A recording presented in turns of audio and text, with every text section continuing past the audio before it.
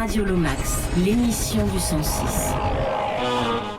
Bonjour, avec 10 albums au compteur depuis le milieu des années 2000, dont une collaboration avec Jack White sur son label Thurman Records, Pokey Lafarge est sans doute le compositeur le plus prolifique de la scène swing roots en activité.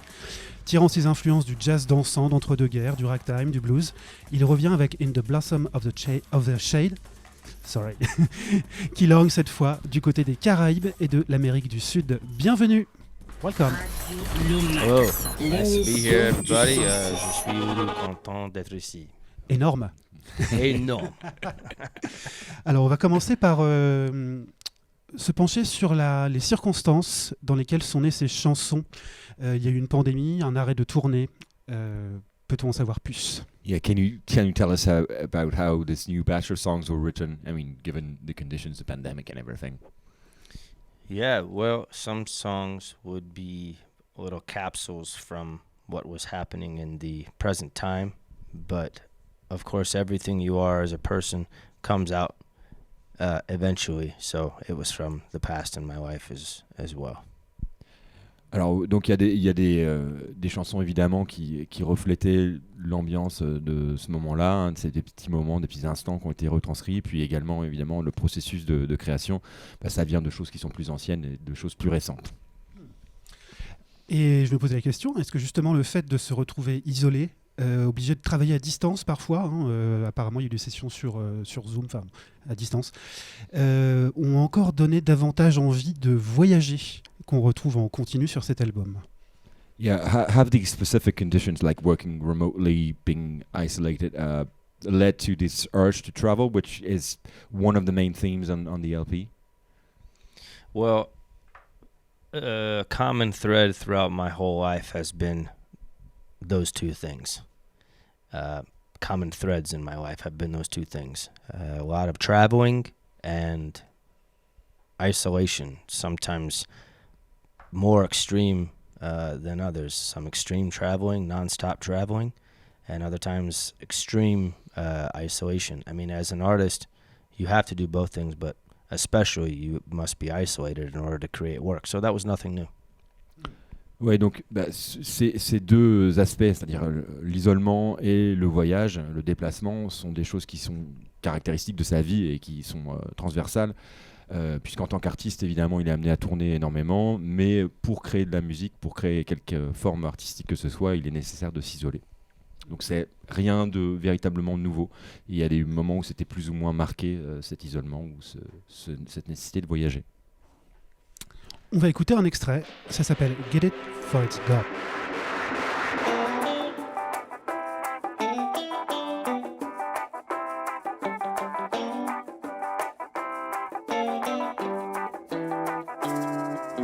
Woke up this morning, what you think I do?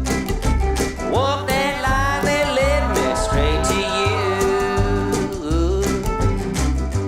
Time is short, but my journey's long. Yeah, I gotta be moving on. Gotta get it for it's gone. Get it for it's gone. Oh yeah, get it for it's gone. Alors, on retrouve une couleur très proche, notamment sur ce titre, des standards de Harry Belafonte par exemple, sur ce titre. Quelle place tient justement tous ces genres qu'on qualifie d'exotica, calypso, rocksteady, dans ta culture? Yeah, I mean, Get It For It's Gone is reminiscent of Harry Belafonte, rest in peace, recently gone, and of other, standards such as Exotica, Rocksteady. Henri Salvador. Yeah, so how important are such genres in your culture? Well, I think that all over the world there's a confluence of cultures and therefore a melting pot of music.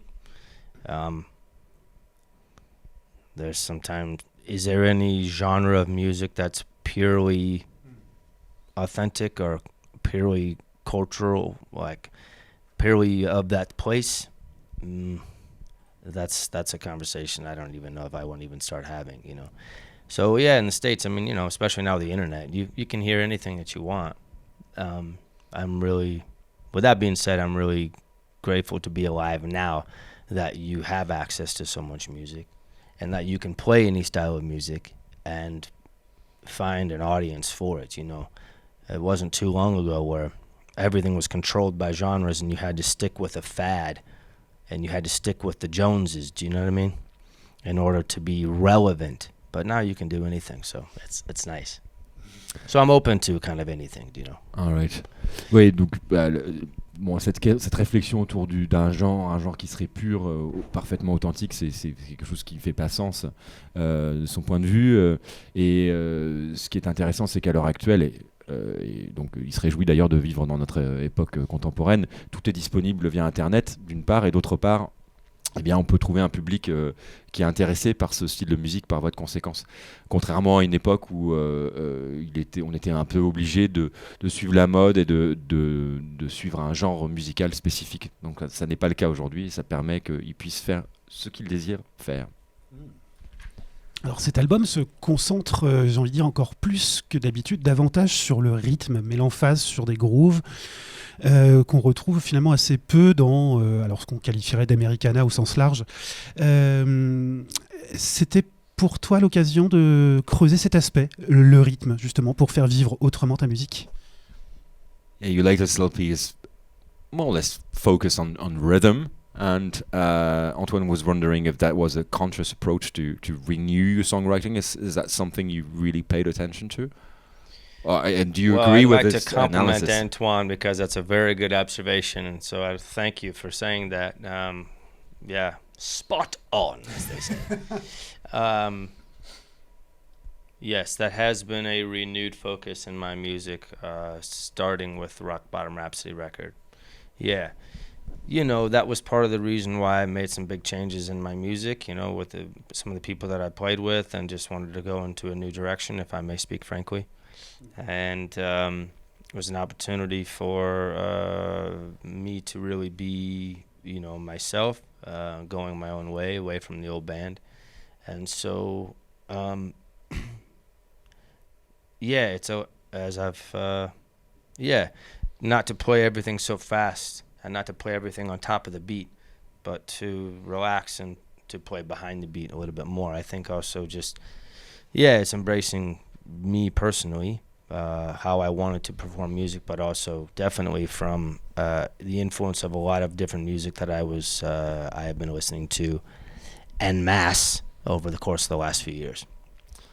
Ouais, donc, eh bien, félicitations à toi, Antoine. Tu as vu parfaitement juste quant à cette orientation et ce désir de se renouveler.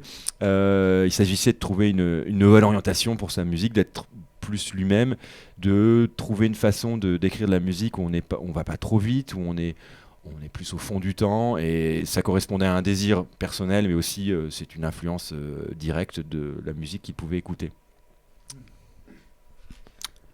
J'ai envie qu'on aborde maintenant la façon dont il s'entoure pour collaborer, produire, enregistrer. Il y a deux noms qui reviennent, c'est Nick Africano et Chris Seifried. Comment ça se passe entre vous pour How Does It Match? Yeah, can you tell us about your collaboration, the way you work, producing, recording with Nick Africano and Chris Seifried? Is my pronunciation correct? Seifried, yeah. With Seifried, you know, I've been writing with him for years. And we actually just did a new record together. I actually just finished a record right before this tour. It will be coming out a year from now, God willing.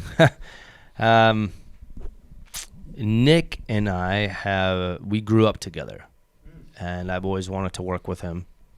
During the pandemic, during the writing of this record, during the pandemic, you know, in isolation, we wrote songs over FaceTime.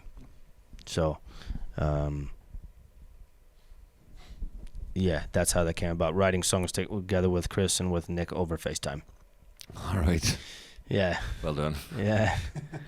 Oui, donc c'est très simple en fait. En ce qui concerne Chris Seifried, c'est quelqu'un avec lequel il écrit depuis de nombreuses années. Et d'ailleurs, ils viennent d'enregistrer un album qu'ils ont fait avant de partir en tournée et qui devrait sortir, si tout va bien, l'année prochaine.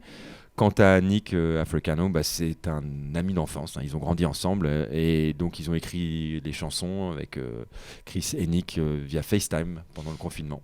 Belle performance. J'ai envie qu'on se penche maintenant sur l'artwork qui accompagne tout ce disque, les photos, clips, qui renvoient à toute une mythologie classique, j'ai envie de dire, d'un certain âge d'or du cinéma. Il y a un imaginaire, une mythologie derrière. Qui l'a conçu? Yeah, the artwork on this LP is very evocative of the golden age of Hollywood, and Antoine was wondering how, who created this, who came up with the idea, and how it was made. Yeah, a friend of ours who has been doing a lot of artwork for me. He's out of Barcelona, and his name's Adria Marquez, and he's done a lot. He does a lot of my merchandise to sell at the shows and things like that, posters and T-shirts and things. So yeah, he just seemed like with the life of this record, the themes of this record, the sound of this record, I should say, he would be a perfect person to bring the vision that I had for the cover to life. So that was basically your projection, your visual projection of your music. Yes. Great. Donc l'artwork a été fait par un ami de Barcelone qui s'appelle Adrian Marquez, if I'm correct, qui s'occupe également du merch pour Pokey. Et en fait, Pokey s'est dit que la musique qu'il venait de produire correspondait très bien à son univers visuel et il l'a sollicité. Et voilà le résultat. Est-ce que c'est quelque chose, justement cet imaginaire très cinéma, j'ai envie de savoir, est-ce qu'il a grandi avec des films classiques comme ça? Est-ce que ça fait partie de sa culture? Yeah, as the golden age of Hollywood, is it part of your culture as a child, or is it something you've grown up with? No, I grew up with 90s TV and 90s movies and sports, baseball and American football. I didn't get into that stuff maybe till my later teen years, 15, 16, and then onward after that. I didn't grow up with it. But, one thing I do really love is the Kodachrome color-added photography where black and white photos were painted on in the 50s and 60s and things like that. I still, mixed media when it comes to, visual arts is just something that speaks to me. Oui, donc il n'a pas du tout été baigné dans cette culture-là. Il a été biberonné à la télé des années 90 et au sport, hein, donc des choses tout à fait classiques. Ça n'est que vers la fin de l'adolescence qu'il a commencé à s'intéresser à ce type d'esthétique et notamment à tout ce qui est dessins en noir et blanc ou images en noir et blanc qui sont peintes en couleur ensuite, et plus généralement tout ce qui est lié au mélange des genres, des médias, des divers médiums artistiques. C'est très colorama. Ouais. Et pour finir, pour justement terminer sur une note de cinéma encore, comment est-ce que tu t'es retrouvé dans The Devil All the Time sur Netflix, qui est quand même un film très très très sombre? Yeah, how did you end up starring in The Devil All the Time, which is scary to say the least? Yes, it's a disturbing film for sure. Yeah, it was an interesting series of events, that happened at that time. As a matter of fact, actually, I had recently come to Christ a month before, come to Jesus in January 2019, and then 2 months later, I get a call that I'm going to be playing somebody who walked away from the Lord and who's sort of devilish in his own way. Drinking too much and is pulling strings behind the scenes and causing all kinds of chaos in a movie. So I thought that was a weird irony there and an ironic juxtaposition at the same time. So it was just a call that came on to, I've not actually ever pursued acting, but I've been grateful to receive opportunities when people just call me up. As a matter of fact, I'm going to be doing a film role in June for a film that will be on Hulu called Odessa. And you live in Ireland. You know Kelly MacDonald? Yep. She's playing my wife in the film. All right. And I get to do some singing and playing in that as well. So long as they're making old style movies where they need somebody with an old timey sound and maybe can act a little bit, I guess I'll always have a job. All right, great. Oui, alors concernant son rôle dans The Devil All the Time, là, qui est sur Netflix, c'est un concours de circonstances et puis c'est assez ironique puisqu'il s'est converti, on lui a proposé de jouer un rôle de quelqu'un d'un peu diabolique qui tire les ficelles en coulisses et ça s'est passé très simplement, c'est qu'on l'a appelé et puis il a donc décidé de le faire. Il n'a pas du tout cherché à devenir acteur, mais il se trouve qu'on lui propose de tourner dans un film qui sera tourné en juin, qui s'appelle Odessa, et il jouera un rôle en compagnie de l'actrice irlandaise Kelly MacDonald. Il jouera son mari, et donc il va jouer de la musique et également être acteur, hein, de la musique un peu ancienne. Et donc tant qu'il y aura ce genre de rôle-là, il aura une place dans le cinéma. Lucky you. Et puis allez, un petit mot pour terminer. Un peu de biscuit sur le prochain album justement qu'il évoquait. À quoi ça peut ressembler? So what about the LP, the forthcoming LP? Can you tell us what we are to expect? Just a little bit. If you will. Yeah. Again, very, very rhythmic. You're right. It's a upbeat record. Record that I guess you could say that this is the third record I've made since my sound has sort of shifted, where I want it to be. I think of like, would a DJ play this song? Things like that. Is it a song that when people hear it, what is the feeling that they're gonna really get from it? Which is kind of can sometimes be, you don't want to go too far into what somebody else is thinking when you make a song, obviously, but you have to be aware that there is a conversation and that there is a relationship. So I have been very conscious to make this record very up, but also because my mission in life is to spread joy, and so this record is about joy. Ouais.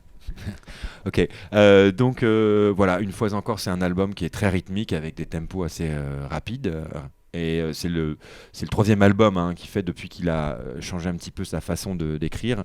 Et il se pose d'ailleurs la question suivante, est-ce qu'un DJ jouerait ce titre-là? Alors, il ne s'agit pas de penser uniquement au public, il s'agit d'écrire des chansons pour soi, mais quand même, c'est intéressant d'envisager cette conversation avec un public imaginaire. Et étant donné que sa mission, c'est de donner de la joie aux gens, et ben c'est important d'envisager cet aspect-là. Voilà. We're looking forward to it. This Anyway. guy's good, huh? You get me talking and I don't stop, so I have to I got to rein it in here. I'm glad we have you here. That's why Doing my best. Yeah. Very good. That's why we keep him. They don't like me. Thank you. Thank you very much.